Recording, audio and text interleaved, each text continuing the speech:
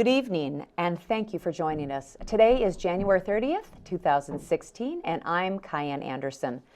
Tonight, we journey back in time through the eyes of one of Somerville's legendary neighbors, Frank Bucca of Alpine Street. Born in 1931 in the very two-family home his grandparents bought in 1924, Frank, the son of immigrant parents from Messina, Sicily, holds a unique perspective on our community that is so rich in Somerville history. I have asked him to come down to Somerville Community Access Television to share his story.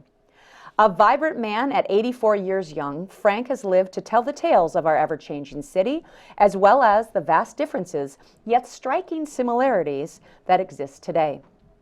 In the art of full disclosure, I have also had the pleasure of having Frank as my neighbor on Alpine Street for the past 13 years. And he's been telling these stories to the neighborhood for over a decade. So I finally asked him to come down here so we can capture these fascinating details on video. It is with great honor and appreciation today to welcome Mr. Somerville himself, my neighbor and my friend, Frank Bucca, to the show. Welcome to the show. Thank you. Sorry about that little snafu here. This is Frank's first time on television, right? That I know of. That you know of. Well, yeah, you're pretty famous around our neighborhood. So, Frank, we have had so many conversations. He's literally one of those people that knows so much about the neighborhood in terms of who lived where, what businesses, yeah, all these types of things. And I think that, at least for my neighborhood, we've really benefited from that knowledge. You've just really kind of opened our eyes to like all the things that Somerville used to be.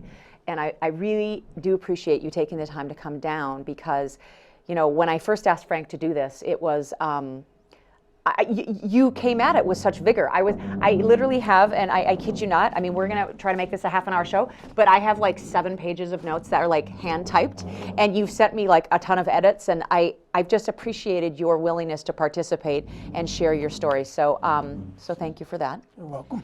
And so, I think what we're gonna just do, just because there really are so many things to talk about, it's really to try to understand a little bit more about your personal history and you know, how you got to Somerville, although you were born here, right? Right. Okay. Born, in those days, most mid-European ladies had babies by midwives. Yeah. And they had them at home. Yeah. And you were born at home, right? And so it was with me and my 4 siblings. Okay. We were born in a first floor bedroom at the house that I'm currently living in. Okay. And it's been in our family since 1924. Yeah, so I actually, you know what, now that it just reminds me, so we actually have a picture.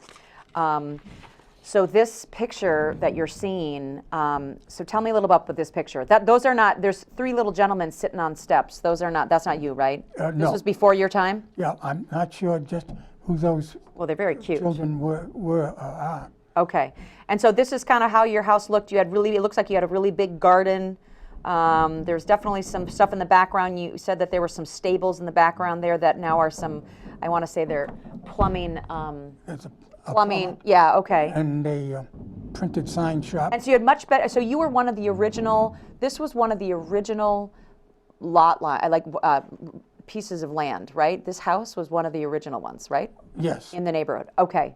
And so now you can see, I'm actually going to show you a picture of, so that was the way it looked in, when was this picture taken? Sometime in the 1900s. 1924. 1924, and then this next picture is the way it looks today, slightly different, a lot bigger trees in the background, and there's a couple other fill-in homes.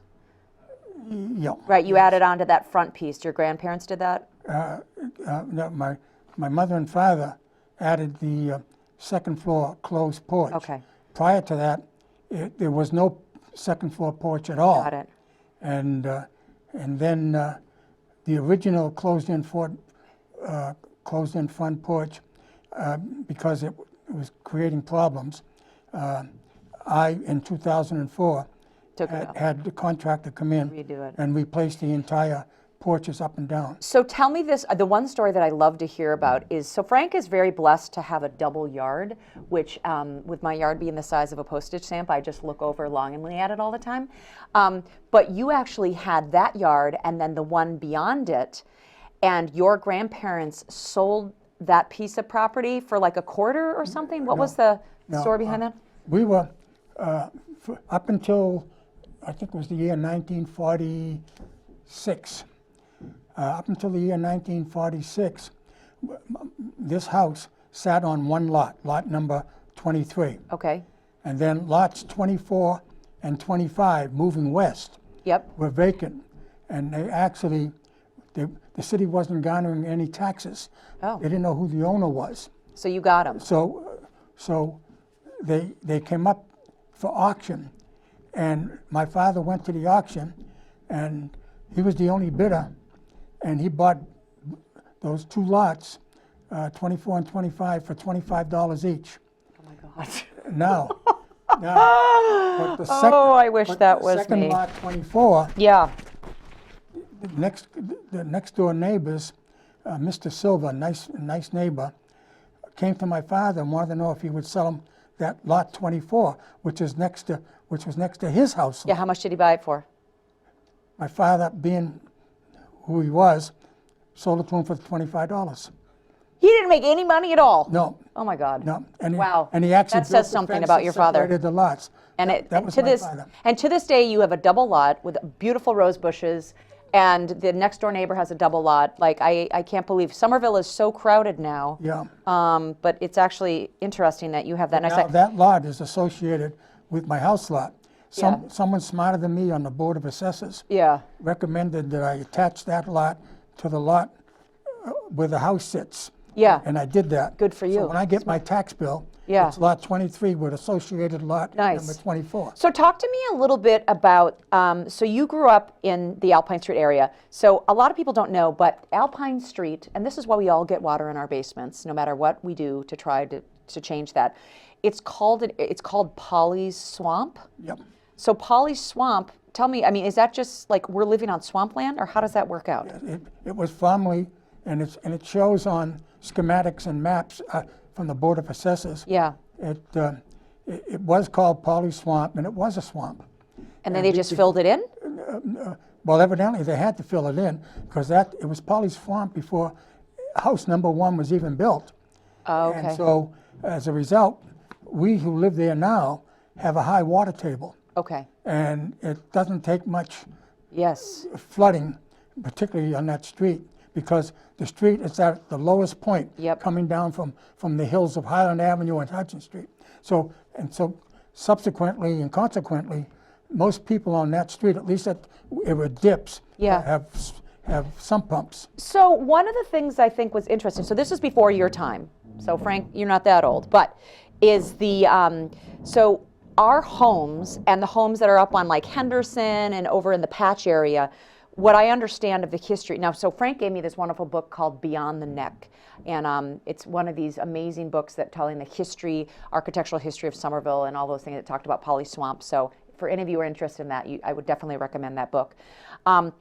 Is that before you were born, there was a lot of railroad and brickyards, and a lot of the homes that are in the Alpine Street, up in the Henderson, up on the other side of the tracks, those are like working houses, right? Because they're like smaller homes. Because there's a lot of single-family homes in our neighborhood, right? I mean, that's a working house, correct? Well, the smaller homes, yes, there are several, quite a few single-family homes on Alpine. Yes.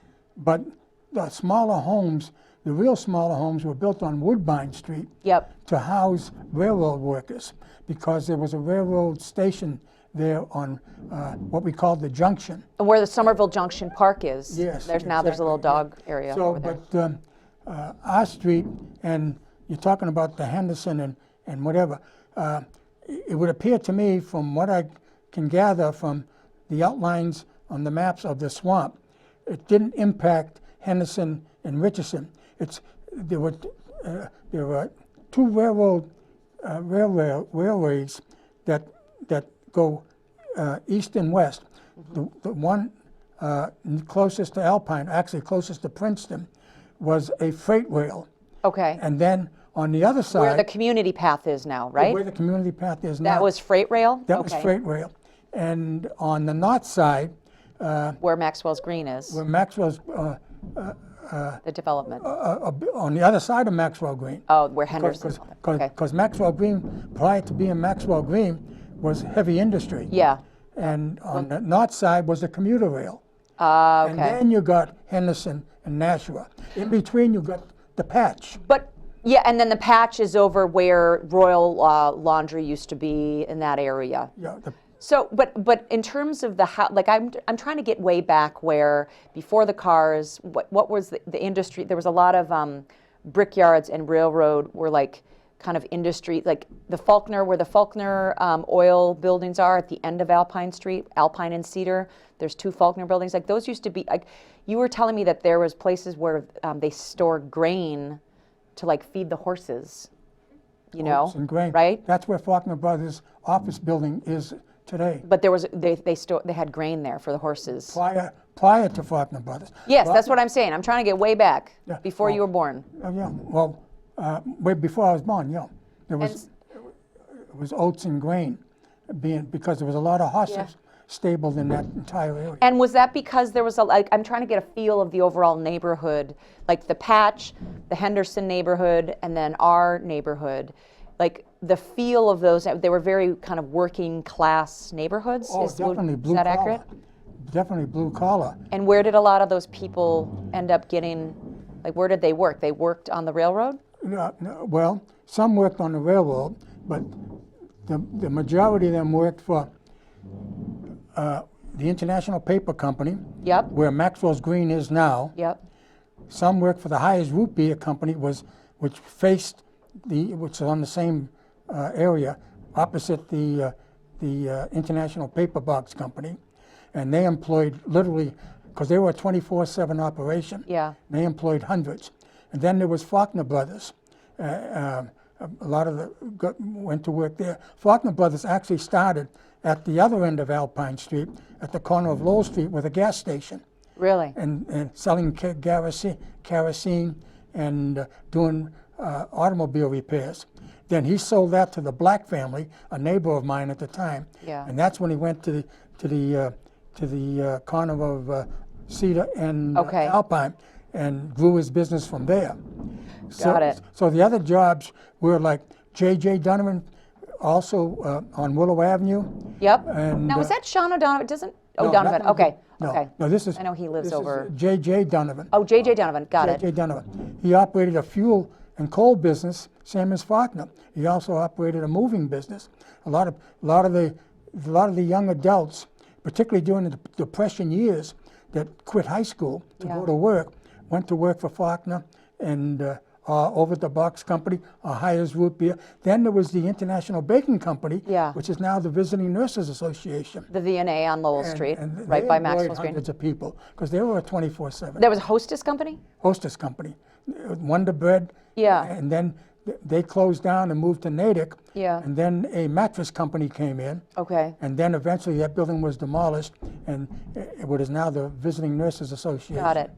My wife was a volunteer there. Oh, wonderful. So no, wait. Okay, but I want to go back to when you were a little kid. You were telling me about how you and I talked before this show, and you had said something about how you needed money as a little kid, and there was the gentleman. I want to say it was a Bongiorno. Yep. He's at 70. No, I don't know where he lived. He lived in the neighborhood, and he had a little cart that would go around and tell me or what. Yeah. John Bongiorno. Okay, where did he live? He lived at the corner of Princeton on the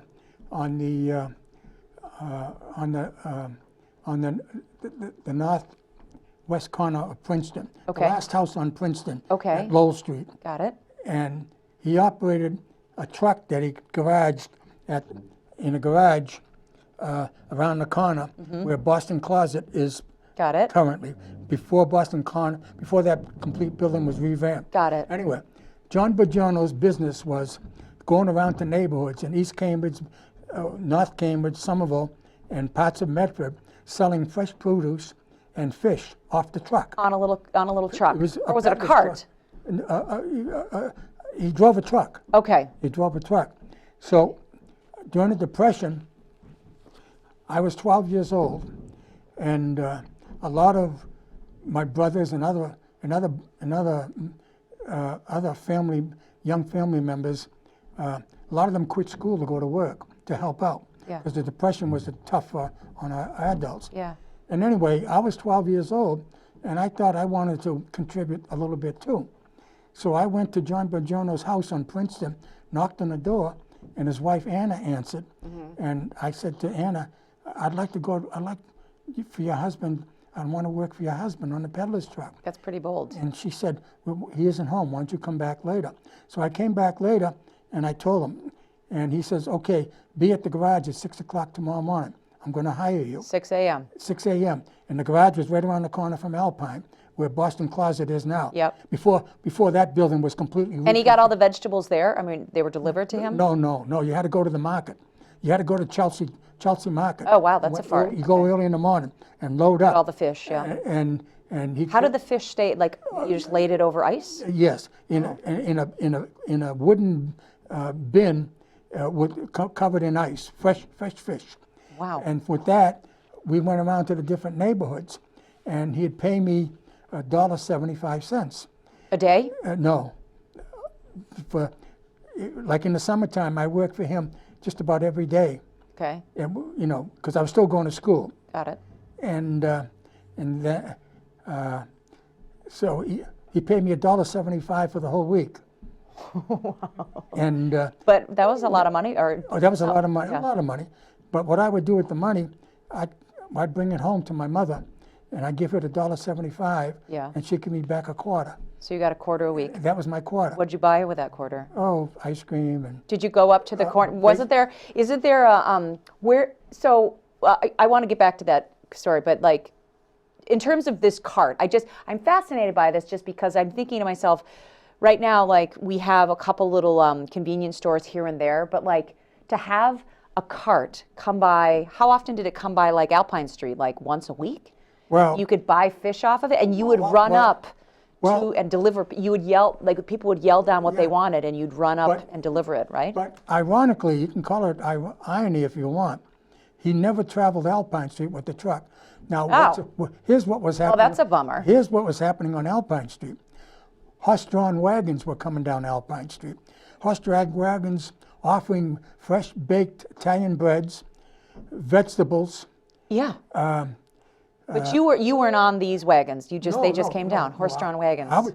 I was on a mechanized wagon. Okay. All these other wagons are milk delivery wagons, Okay. delivering fresh milk to the houses. And they would run, and they would yell out kind of what they wanted, and then the kids would run up and deliver They'd it. either yell out what they wanted, or they knew, because oftentimes they rang bells. Yeah. So a lot of the ladies would come down to where the horse and wagon had stopped and buy their goods off the wagon, now sometimes they yelled out the window as to what they wanted, and that was my job, because they pack things up, and go in the house, And grab the money. deliver the produce or the fish, and get the money and come back. Yep. And that was part of my job. But other than that, there were horse-drawn vehicles coming down Alpine Street as in the 30s. Wow. And there was they also delivered ice for the ice boxes. There were no electric refrigerators then. Yeah, you told me You that. had to buy ice that was brought to the house. Mm-hmm. The iceman would cut a size block, and how he would know what size block the customer wanted, because every customer had a four-sided sign, and they'd put it in the window. And the four signs had 25 cents, 50 cents, 75 cents, and $1. And whichever side was turned up in the window, the iceman would see it, and he'd cut a block and deliver it into the house, put it in the refrigerator. You'd also check to make sure the pan under that refrigerator 'cause that was would empty, ruin your because floors. that ice melted.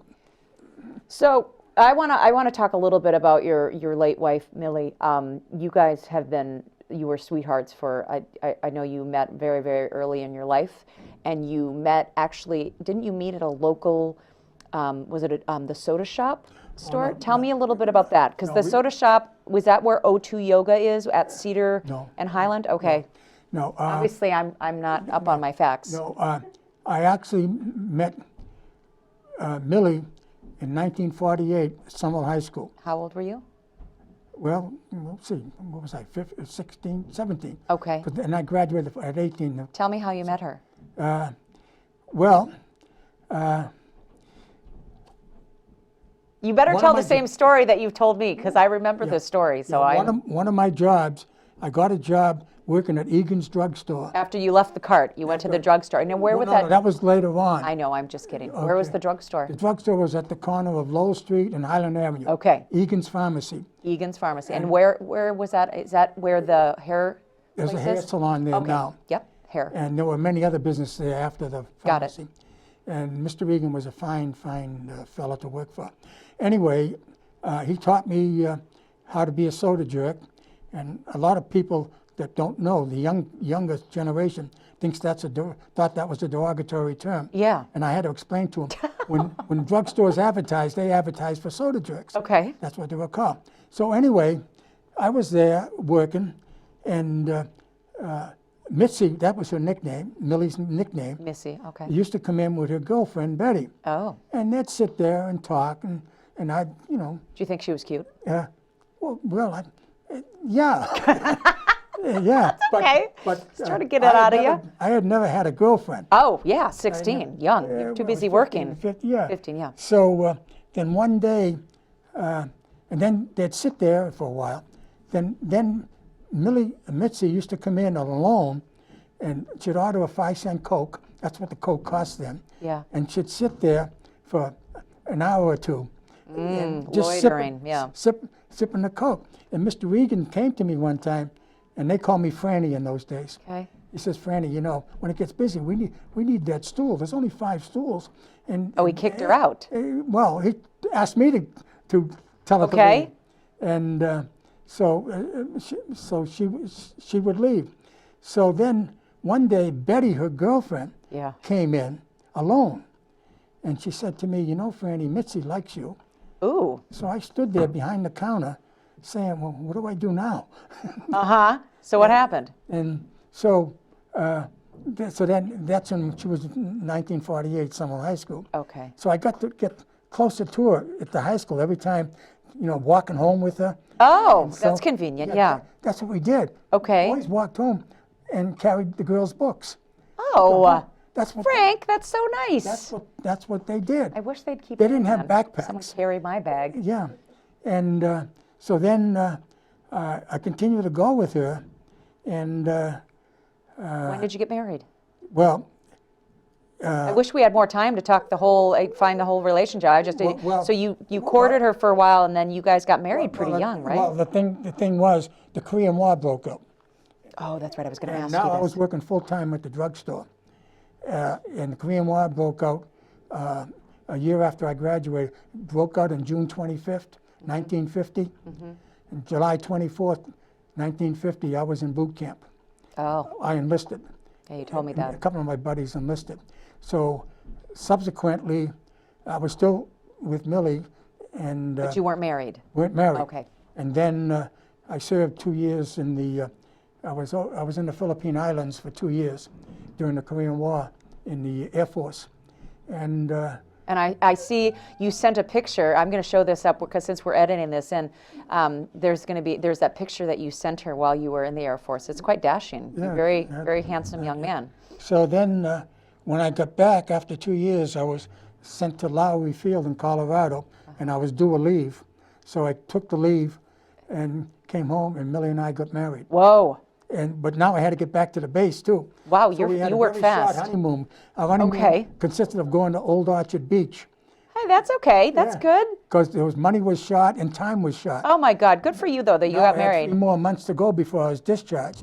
So I went back to Lowry Field in Colorado. Then 3 months later, I was discharged. Wonderful. Now, I was discharged on my birthday, September 3rd, 1953. And I didn't know what I was going to do for a living. And my father, I wanted to be a truck driver because I had I had a high school diploma, and then my father insisted that I try to use the GI Bill of Rights to go to college. Good for you. And I didn't think I was prepared because I never took a college course. So on September 3rd, I was discharged. I took the entrance exam at BU. I don't think I passed it.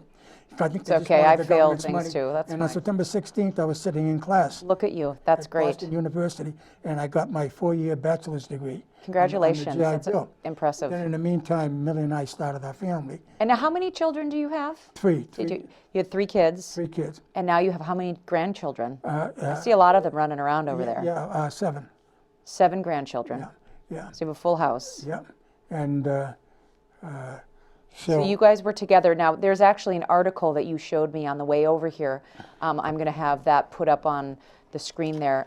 This was from the Somerville Journal when you celebrated 55 years of marriage, and that was back in 2008. And there's a little picture of you guys at your, oh my God, look at that at your wedding in 1953. That's fantastic.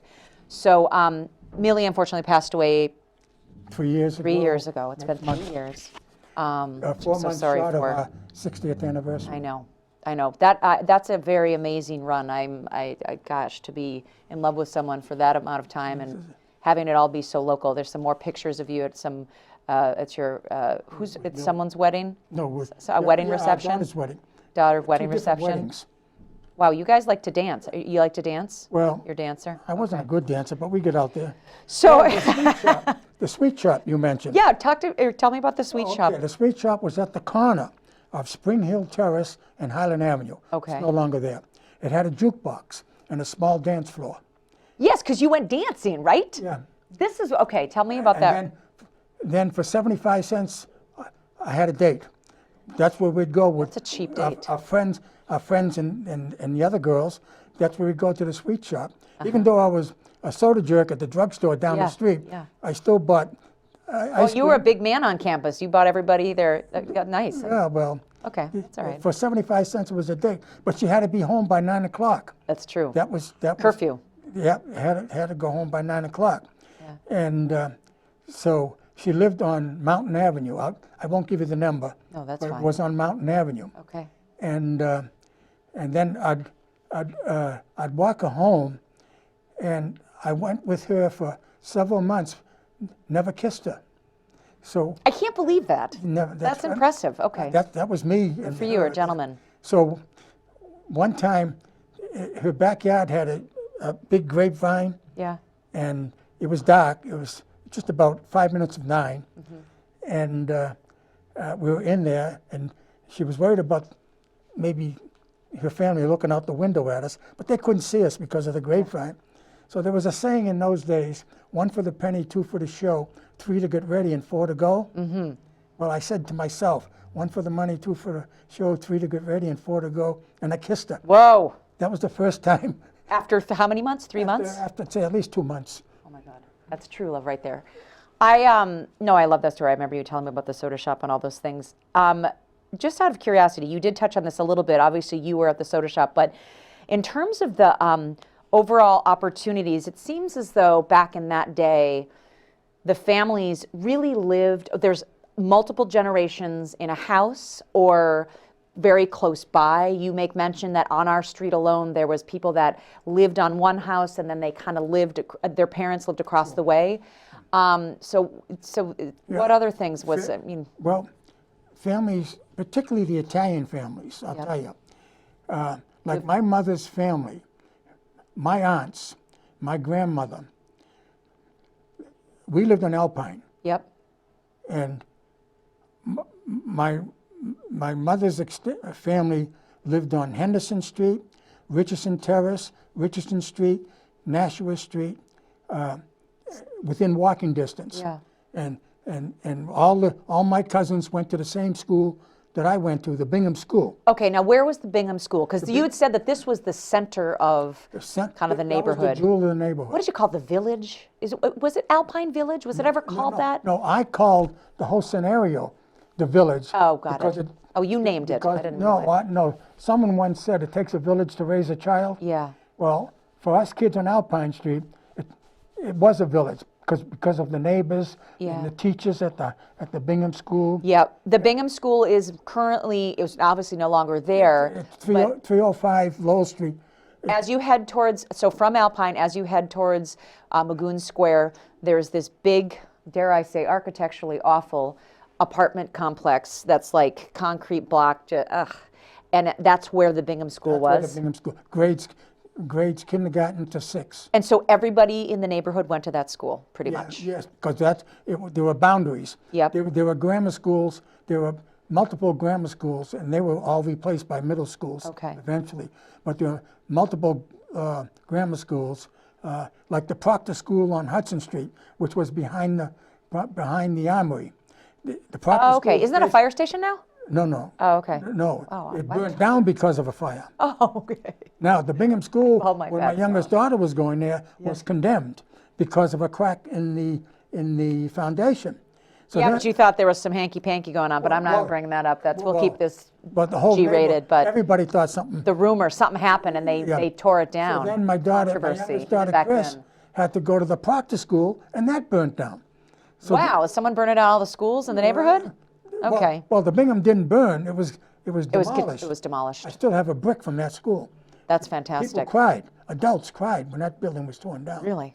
Well, you had amazing teachers, and this goes, I mean, I Oh. think teachers are one of those professions that honestly, the things that they do, especially now, but back in the day, you were telling me because of the time you grew up, there was really the funding, there was just not a lot of money to go around, and these teachers were amazing, number one, at what they did, but they also chipped in their own money to make sure that you had certain supplies, and it wasn't uncommon for them to kind of pay for things and just to make sure that children got ahead. So, I mean, you had a very strong, it sounds like you had a very strong sense of community, and education was the center of that at the Bingham Well, School. you see, I would say, if I had to guess, 95% of the teachers at the Bingham School lived within walking distance of the school. They lived on Albion Street, Cedar Street, Hudson Street, Benton Road. Do you feel that made a difference because they were more invested That's right. with the local children? That's right. Okay. That's right. So they knew you guys. Because, and I can name all the teachers in that school, from kindergarten on You up. have an incredible memory. Yeah. In I can't kindergarten, I even had Miss Tansey. Okay. First grade, I had Miss McGuire. Yeah. Second grade, I had Miss Fisher. Third grade, I had Miss McCarthy. Fourth grade, I had Miss Griffiths. Yeah. Fifth grade, I had Miss Wiseman. Okay. Sixth grade, I had Miss Barrett. She got married and left the school. You must, So we went into Miss Malloy. So okay. Miss Reardon, the vice principal, lived on Cedar Street at the corner of Warwick Okay. at the time. So one of the things that you mentioned, so we actually, on Alpine Street, have some, as I call, notable neighbors. This is our segment here. I mean, not necessarily on Alpine Street, but like, so you already mentioned Faulkner's. They were at 71 Alpine. They were like, The next house. okay, 71, yeah, right next to you. Bert Faulkner Then we Senior. had the people that founded Johnny D's, Yeah, John DeLellis and Charlie DeLellis. number 57, 50 Alpine. Alpine. Okay, what about number 35? That was- Trainer? That was Pie Trainer. Talk to me about him, because I am not a sports buff, as Pie people Trainer know. is in the Baseball Hall of Fame. Yeah, He's one of the greatest third basemen that ever played the game of baseball. And he he lived- played for the Pittsburgh Pirates. okay. Now, when he originally was born in Framingham, and their family moved when he was very, very young Mm-hmm. to Alpine Street. So he ended up playing baseball for Somerville High School Yeah. as well. And he also dated one of my wife's aunts Whoa, at the time. interesting. And he also played baseball for Somerville High. Wow. And but he's now in the Baseball Hall of Fame. Baseball Hall of Fame. Now, are there other, because I know that there, as of now, I feel like there's like 3 or 4 developers that like kind of, I feel like they own Somerville. Like, who are the big, like you already talked about Faulkner's, were there any other people outside of Alpine Street that you remember that kind of like owned a lot of property or anything like that? The Faulkner's. The Faulkners eventually, Bert Faulkner Sr. by the way, they came from Nova Scotia. Yeah. The Faulkner family, and they settled on Albion Street. Yeah. Okay. So they owned a lot of land, I guess, everywhere. Well, no, they eventually owned apartment buildings. Got it. They started the gas station at the corner of Alpine and Lowell. Then they sold that and went to Alpine and Cedar. Okay. with the fuel, and that's when coal. Got it. Most furnaces were heated by, all furnaces basically, Okay. was heated by coal. So they eventually moved around and then Yeah. started into And Bert apartment Faulkner buildings. Sr. was a bricklayer by trade. Got it. So after he got going into that business, which by the way, he eventually became a Ward 5 alderman and a state senator. Oh, Okay, so, but he started to get into the real estate business, and he bought apartment houses. Many of the apartment houses up on Winter Hill, and many of the apartment red brick. He would not buy an apartment house unless it was built with red brick. wow. Okay. Because he Picky. was a bricklayer by trade. Oh, I get it. Now he made 2 exceptions to that. Okay. The house right next to his fuel company on Alpine, I think it's number 16. Oh, that pink one, yeah. The Needs a paint next job. one, the next one next to Faulkner. Got it. He bought that, and that wasn't made of brick. And he bought the 3-decker that's across the street at the corner of Alpine Got it. and Mill. Okay. The reason he bought those was to insulate his business, so he wouldn't get any complaints from neighbors You didn't want to have bad neighbors. about That's a trucks smart coming move. and going. All right, so I'm going to be selfish here for just a couple of minutes because I want to ask the question. So my house, I want to understand who lived, like there's only been a couple people that lived there. Like you told me there was a family that lived in my house and then they moved across the street. Do you know? No, the family, Because I had an original house, much like you did. Like we had larger lots, the right? family that originally lived there when I was a child was the Brunos, Okay, Anthony Bruno, and his family. okay, They were on the 2nd floor, and the Conleys, no, the O'Donnells were on the 1st floor. okay. And Anthony Bruno eventually got married, and he, by the way, he ended up working for Faulkner as most everybody else did on that Yeah, street. because it was, yeah. Then he rented, after he got married, he rented 3 houses down where the Leos live now. Okay, He rented the 2nd floor, and then he had a child, Anthony Jr. got it. And then Faulkner, in the house, the single-family 4-room bungalow, moved to 35 Highland Road, Yeah. and he wanted to sell his house to Anthony for a very. But wait a minute, but back to my house, I'm just right. So wait, so did they just rent it? So that my house was always, I thought it was like one owner. That's why I was like, okay, Brunos- Frank will know. Frank, The Brunos owned it, and they rented out the 1st floor. okay. So they owned it for pretty much almost the whole time. There's only been a couple of owners. Yeah, there's only been a couple of owners since. But the rental part, the 1st floor, that turned over, you know. A lot. Yeah. Well, originally not. The O'Donnells were there for quite a while, Charlie and Eddie O'Donnell, Okay. and with the 2 boys. And then came the Currans and the Conleys. Got it. And then after that, it seemed to turn over like every 7 or 8 months. Okay. And then Joseph Kennedy was one of he bought, like, this was later. The guy right before me. Joe Kennedy, no. That's okay. He's the guy that bought it before me and then I bought it. Doesn't matter now. You have the perfect neighbors, so it's fine. Yeah. So I bought it in 2003. Okay, sorry. I didn't want to go on that tangent, but you know what? This is my show. I can. Yeah. So here's a quick question, because I'm looking at the time, and tell me a little bit. One of the things I think your stories that you told me all about was about how our neighborhood had a sense of community way back when you were a little kid. Here's a picture. Actually, I absolutely love this picture of Charlie, your brother. He's getting a pony. He's on a pony. Obviously, you can see the pony here.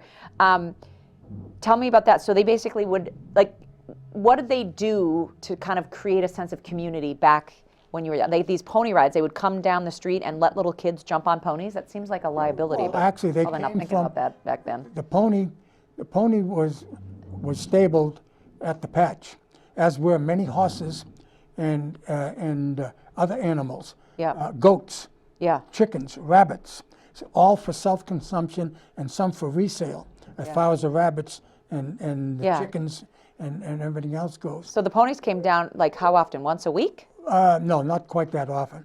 But you pay the owner 25 cents, our parents, and they take a picture of the child on the pony. Wait, you didn't actually get to go for a ride? You just sat on it? No, just Oh. oh yeah. Well, that sounds No. kind of Now the pony. cute picture, but you know. The other pony that came down the street worth a was quarter. the Pony Boy ice cream. An ice cream box truck. on wheels. Yep. Pulled by a live pony. With ice cream in it. In the ice box. Oh, I like that truck better. kept cold by dry ice. Okay. And they'd come down the street, the Pony Boy ice cream, and for 5 cents you bought Yeah. a hoodsie. And then, Oh, those are good. They still have those. yeah, but those hoodsies in those days were Oh, they're big, yeah. much bigger than what they are now. And they're more every economical hoodsie now. had under the lid had a picture of either a movie star or a baseball player. Uh-huh. And we used to love to get them to exchange. What was your favorite one? Do you remember? James Cagney. Oh, good call. Yeah, James Cagney. I don't know who that is. I should know, but Oh, yeah. it's a movie that we as kids never missed. What was it? Every time James Cagney, every movie. Every movie he did, he was Down your the idol. Summerall Theater. Okay. On Sunday afternoons in our house, we'd line up. My father would give us all 11 cents, and we'd go to the Summerall Theater to see a double feature, a cartoon, the Archaeo Parte News. And they'd let you walk down there by yourself? That's Yeah, a long yeah. distance.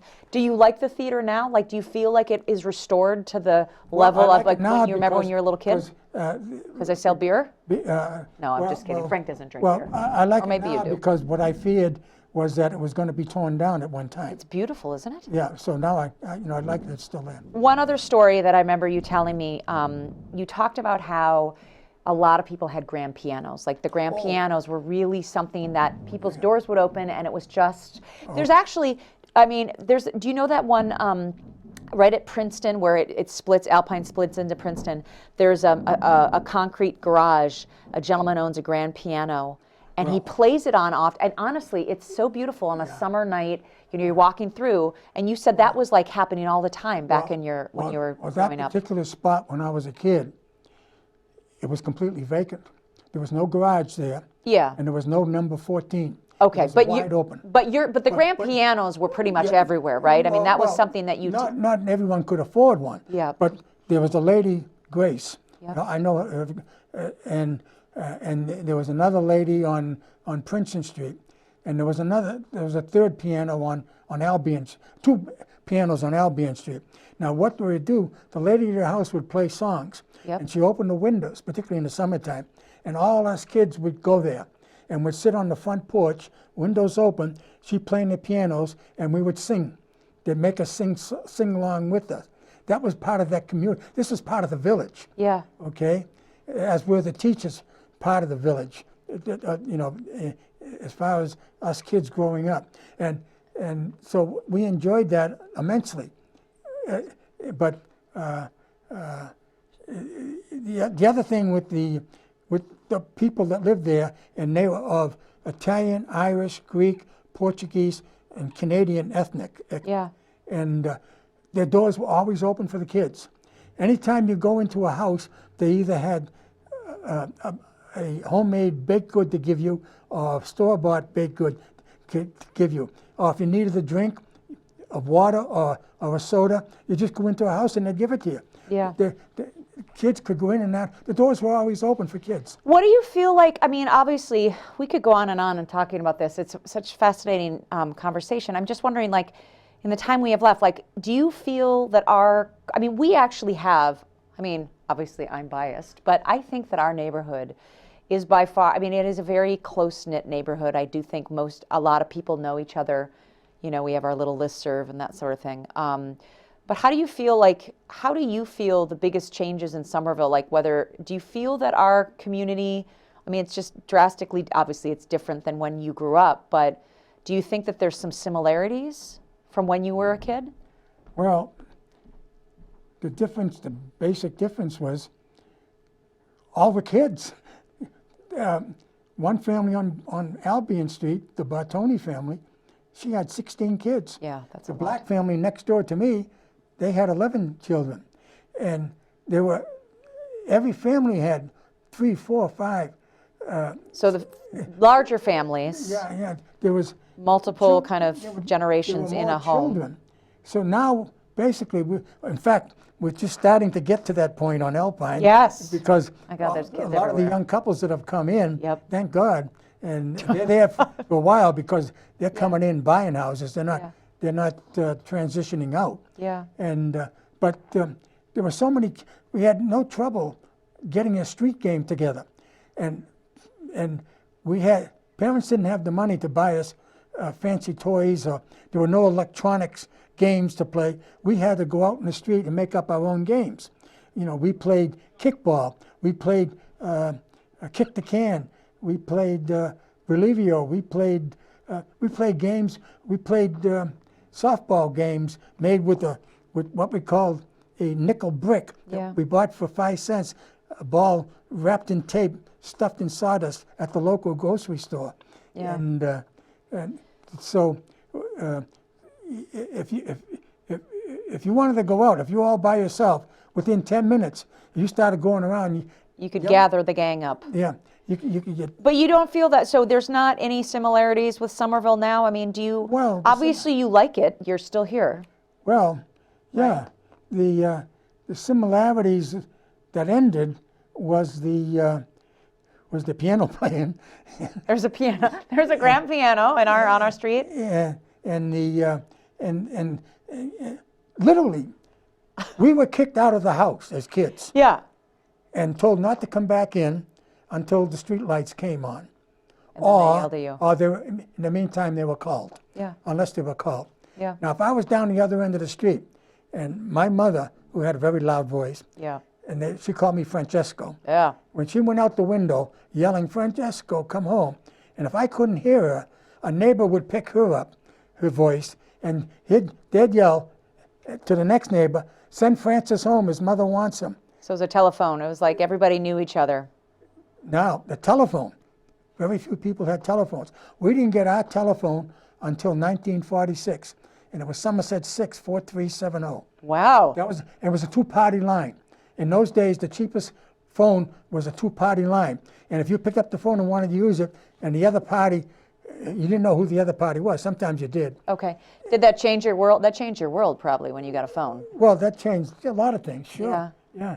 Do you really feel that Somerville, like I know that they're trying to kind of go back to, bringing back that sense of community, doing various activities, and how they're looking at developing, Union Square. There's a lot of change, and you've witnessed since you've been born an immense amount of change. Some good, some bad. I mean, do you think that the recent changes that have been the initiatives with that the city of Somerville is pushing and trying to go a little bit more local, buy locally, all these things, do you think that's helpful? Do you think that makes Somerville a little closer to maybe what it once was? I mean, obviously technology. It'll never be what it once was because of the family units. And it was a stronger sense of family units. And the cloistered families of the same family. Yeah. Not only my family was cloistered, as I just described, but other families. When people got married, they tended to live right from where they came from, close by, bought houses or rented, and that's gone. And in fact, from what we're facing today, and there's a lot of discussion about it, a lot of the blue-collar families are moving out. How does that make you feel? Bad. Yeah. Yeah. People who, for generations, and they're selling their houses and getting out of Somerville, and because they're attracted by now the high rents. Yeah. But they're also attracted, not attracted by the fact that the basic Somerville of old, and you got to move on. I understand that, but it's not the same Somerville. Don't forget, when I graduated high school, Somerville was 103. That was the peak of population, right? 103,000. 103,000. And I'm not sure what it is now. Around 78,000. Yeah. And that 103,000, that was there because they counted kids. Yeah. And that tells you there was a lot of kids. And my graduating class in '49 was the largest graduating class ever from Somerville High School. Well, I do think that you're right. Change happens. You have to move on. I mean, I think what I respect a lot about you is just your memory is phenomenal. First off, the fact that you remember the things, that you're sharp as a tack, and I think that you provide this sort of spectrum that is kind of what Somerville, I don't want to say is missing, but it really it's on the verge of, I mean, it's much more diluted than it used to be, right? I mean, so to me, I just look at the value that you bring to our community is so vital. So I'm appreciative that you decided to stay, and I would say that the people that are getting pushed, I mean, I know that they're working on affordable housing, making sure that people can still live here, but getting the larger units so that people can have families here, I think is really important based on what you're saying and how you've described the past. Let me inject this. Okay. As you just defined or mentioned, on our street, there's a little bit of the old Somerville on our street, Yeah. but not true on all the other streets, Yeah. neighborhoods. People are moving here. They don't even know the next door neighbor. But don't you think you are the reason why? I mean, I remember Charlie was out doing his rose bushes, and I was renovating my house, and I would always see him. And you guys are the cornerstone of the neighborhood, right? They stop by, you're doing the roses, and everybody talks to you. And so my point is that, do you feel? I mean, I still think it's possible, like, for neighborhoods to have that sense of community. Yes, you want a lot of children, but people are not going to have 16 children these days. I'm not. But the fact of the matter is, they're having those types of people that really do kind of really care about kind of reaching out and saying, okay, this, knowing their neighbors. I mean, that is still possible. I mean, it's possible, but it's not happening. Okay. In my opinion. Well, we need to get out there and advocate for that, right? Yeah, because the condos that are going up, and Yeah. Do you want to see more condos, or do you think there's enough condos? I don't mind condos as long as they're not destroying homes such as mine, Yeah. and that's what's happening. Yeah. Yeah, and and then also some of the condos are replacing industry where people were held jobs. Because there were so many people back then that actually worked right within the neighborhood. I do think that is a big Very gap few that I people had think, automobiles on Alpine Street and they just walked to wherever they were. because Yeah. employment was close. And there's just not that opportunity now. That's right. And then what changed everything on Alpine was the beginning of World War II. Yeah. Then Everything changed. See, the 1930s was the Great Depression. Yep. My father earned $11 a week with 5 kids on the Works Projects Administration. Franklin Delano Roosevelt Yeah. created the WPA and the CCC. Yep. The WPA created jobs for my father to fix sidewalks and things like that. He made $11 a week. Then they created the CCC. Franklin Delano Roosevelt, during the Depression, the Civilian Conservation Corps. Yeah. The adults next to me, the blacks, they went off to join the Civilian Conservation Corps. They went all over the United States working in lumbering and forests and so forth. So everything has changed. Well, I really do hope, I mean, I think we're going to have to wrap up here, but, I really do hope that in the years ahead, that the city and the people that are making the decisions just listen to people like yourself and to keep your history alive, and really to understand how vitally important it is for there to be jobs available in Somerville, for us not to sell out and have all of it be condos. I firmly believe as an architect that there has to be a balance. We need to be able to provide jobs locally. Obviously, we're never going to get back to the days of the 1930s, but there's a lot of really great things coming in our city, and I think that your perspective and your outlook really does keep that kind of perspective alive on some level, and I think that people should really pay attention to that. Very quickly, okay. Case in point, when we lost the Bingham School, Yeah. that sort of was a detriment to social life. So taking a look at the things that have once been to understand maybe what needs to be, and putting those types of those community building spaces back into the residential area that we have, to really kind of keep it vibrant and bring that back. And then at one time, 6 Somerville police officers lived in our neighborhood. Yeah. I can name them all. Well, I think that those are the types of things where, when you have, civic officers police officers so close, teachers so close, again, I do think that strengthens the sense of community. That was the village. And that's the village. And that's why we loved it so much. And I would actually, we're gonna have to cut it off here, but I would like to thank my friend and my neighbor, Frank Bucca, You're welcome. for coming down and sharing his stories with us today. My pleasure. As always, it has been a pleasure talking with you, Frank. And I can truly say that your grasp of the rich history of our neighborhood, specifically of my own neighborhood, has been incredibly enlightening over the years. Your presence in our neighborhood is so very important, and I'm very thankful to have crossed paths with you on Alpine Street when I did. So here's to a memorable and healthy 2016 to you and all the viewers at home for watching this. So that does it for us tonight. Thank you for watching tonight's program. Good night, everyone.